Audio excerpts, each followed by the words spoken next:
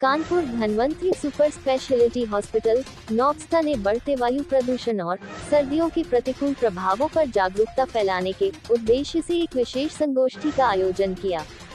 कार्यक्रम की अध्यक्षता अस्पताल के वरिष्ठ चिकित्सक doctor Vikas Goyal MBBS MD medicine ने की।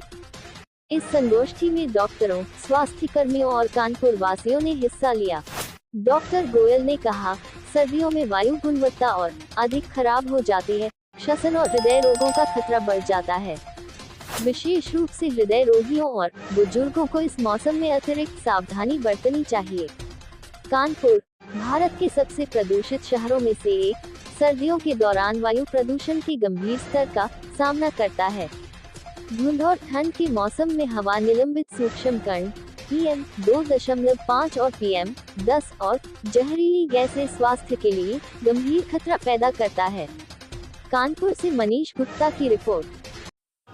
मैं doctor Vikas Goyal Dhanvantari super speciality hospital Naubasta से बोल रहा हूँ और मैं यहाँ पे मेडिसिन के केसेस देखता हूँ। आज हम लोग बात करेंगे, आज का टॉपिक है चर्चा का वायु प्रदूषण और सर्दियों में होने वाली कॉमन बीमारियाँ।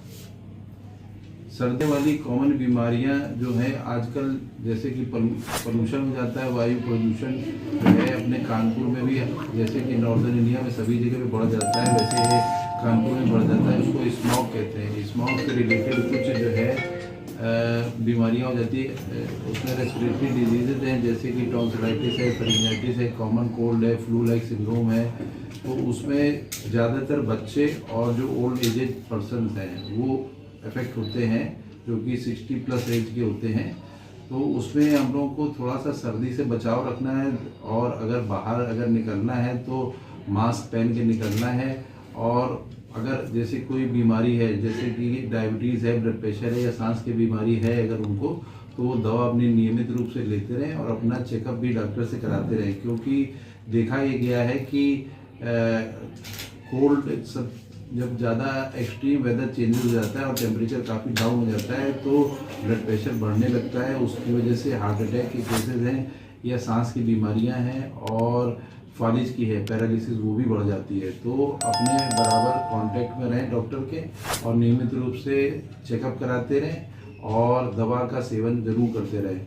और अगर एक्सरसाइज के लिए निकलना है तो बाहर आउटडोर ना निकले और घर ही में जो हो सकता है वो एक्सरसाइज, जैसे प्राणायाम है, योगासन वगैरह है या जॉगिंग है या ट्रेडमिल अगर किसी के पास है तो वो कर सकते हैं। और यही कॉमन बीमारियां, उससे बचाव का तरीका यही है, अगर किसी को फ्लू हो जाता है या कोल्ड हो जाता है तो उसको गुनगुना पानी पीना चाहिए, रेस्ट करना चाहिए, पानी बराबर लेते रहना चाहिए गुनगुना, जिससे कि जो है वो हाइड्रेट रहे और उसका जल्दी से सिम्टम्स इम्प्रूव हो जाए।